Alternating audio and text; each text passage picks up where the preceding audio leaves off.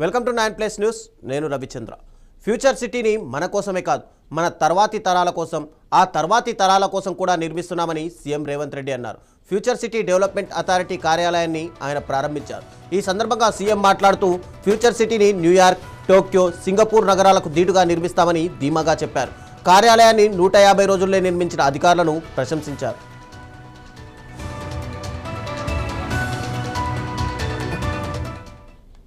ఆనాడు కులీ కుతుబ్ షాయిలు, నిజాం నవాబులు, చార్మినార్ నుంచి గుల్జార్ వాజ్ వరకు, మోజంజాయ్ మార్కెట్ నుంచి కబూతర్ ఖానా వరకు నిర్మాణం చేయకపోయి ఉంటే చరిత్రలో మనకు గుర్తింపు వచ్చి ఉండేదా?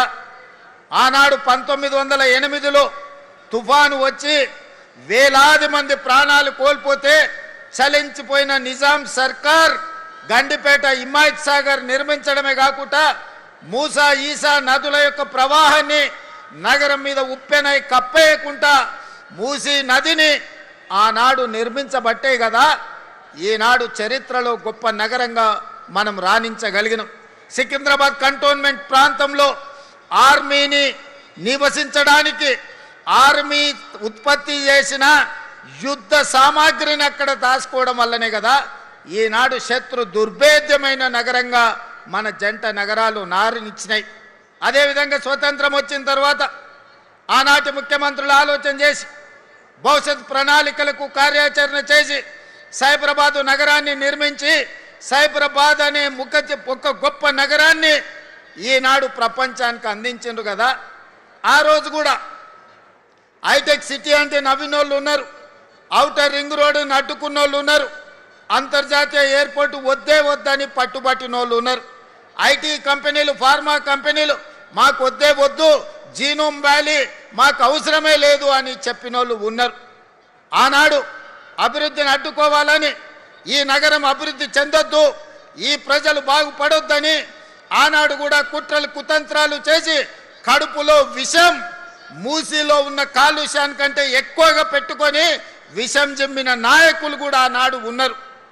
కానీ ఆనాటి ముఖ్యమంత్రులు ఔటర్ రింగ్ రోడ్ కానీ, హైటెక్ సిటీ కానీ, అంతర్జాతీయ ఎయిర్పోర్ట్ కానీ, ఐటీ కంపెనీలను కానీ, జీనోమ్ వ్యాలీని కానీ, మైక్రో, ఇన్ఫోసిస్, గూగుల్ లాంటి సంస్థలను తేకపోయి ఉంటే ఈనాడు 10 లక్షల మంది తెలంగాణ యువకులకు ప్రపంచం నలుమూలల ఐటీ నిపుణులుగా రాణించవాళ్ళ ఒక్కసారి ఆలోచన చెయ్యండి.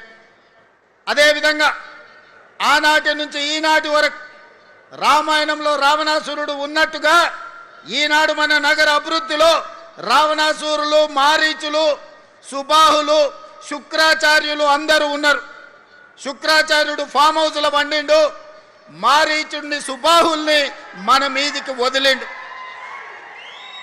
పెద్ద రాక్షసులు, పిల్ల రాక్షసులు కలిసి ఈనాడు భారత్ ఫ్యూచర్ సిటీని మేము అడ్డుకుంటాం, మేము రద్దు చేస్తామని అంటున్నారు. నేను అడుగుతున్నా ఇక్కడ ఉన్న యువకులను, ఈనాడు ఫ్యూచర్ సిటీని రద్దు చేయాలన్నా